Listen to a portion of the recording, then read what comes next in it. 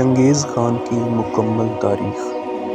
چنگیز خان، جن کا اصل نام تیموجن تھا، 1162 میں منگولیا کے علاقے میں پیدا ہوئے۔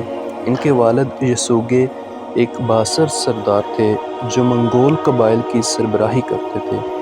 تیموجن کی ابتدائی زندگی شدید مشکلات کا شکار رہی۔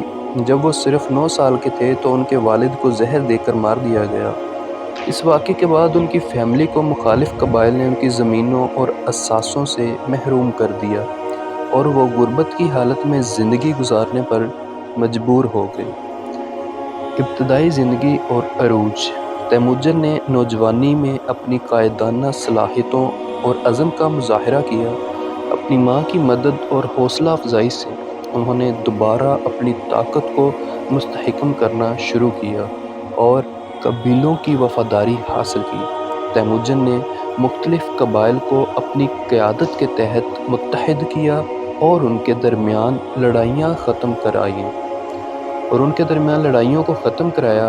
1206 میں ایک عظیم اجتماع یا کورلٹائی منعقد ہوا جس میں تمام قبائل کے سرداروں نے تیموجن کو چنگیز خان کا لقب دیا، جس کا مطلب ہے عظیم فرمان روا۔ منگول سلطنت کی فتوحات۔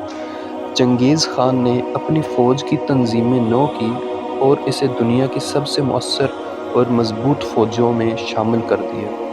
اس کی فوج کی اہم خصوصیات میں تیز رفتاری، جنگی چالیں اور بے رحمانہ جنگی حکمت عملی شامل تھی۔ نمبر 1 پر ہے چین کی فتوحات۔ چنگیز خان نے سب سے پہلے چین پر حملہ کیا اور سین سلطنت کو شکست دی۔ اس نے شمالی چین کے وسیع علاقے کو اپنی سلطنت میں شامل کر لیا۔ نمبر 2 وسطی ایشیا کی فتوحات۔ چنگیز خان نے وسطی ایشیا کی ریاستوں کو نشانہ بنایا، خاص طور پر خوارزم سلطنت کو۔ خوارزم شاہ کی جانب سے منگول سفارتکاروں کی توہین اور قتل کے بعد چنگیز خان نے خوارزم پر حملہ کیا اور اسے تباہ کر دیا۔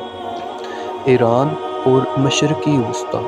منگول افواج نے ایران، افغانستان اور موجودہ پاکستان کے کچھ حصوں پر حملہ کیا اور انہیں اپنی سلطنت کا حصہ بنا لیا۔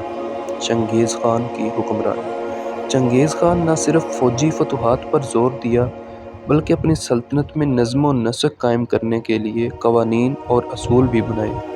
اس نے یاسا نامی ایک ضابطۂ اخلاق اور قانون بنایا جس کی بنیاد پر مجرموں کو سزا دی جاتی تھی اور عدل و انصاف کو فروغ دیا جاتا تھا۔ چنگیز خان کے دور میں منگول سلطنت میں تجارت اور سفر کو فروغ ملا۔ سلک روڈ کی حفاظت کی جاتی تھی جس کی وجہ سے یورپ اور ایشیا کے درمیان تجارتی روابط مضبوط ہوئے۔ چنگیز خان کی موت اور وراثت۔ 1227 میں چنگیز خان کی موت ہوئی جب وہ چین کی موجودہ گانسو صوبے میں ایک جنگی مہم پر تھا۔ ان کی موت کے بعد بھی ان کی سلطنت نے ترقی کی اور ان کے بیٹوں اور پوتوں نے اس کی وسعت کو مزید بڑھایا۔ خاص طور پر ان کے پوتے قبائلی خان نے چین میں ایوان سلطنت کی بنیاد رکھی۔ چنگیز خان کی سلطنت تاریخ کی سب سے بڑی سلطنت تھی جو ایک ہی حکمران کے تحت قائم ہوئی۔ تاہم ان کی فتوحات کے دوران ہونے والی تباہی اور انسانی جانوں کے نقصان کی وجہ سے وہ تاریخ میں ایک متنازع شخصیت کے طور پر جانے جاتے ہیں۔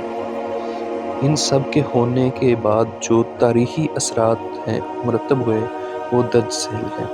چنگیز خان نے دنیا کی جغرافیائی اور سیاسی ترتیب کو بدل کر رکھ دیا۔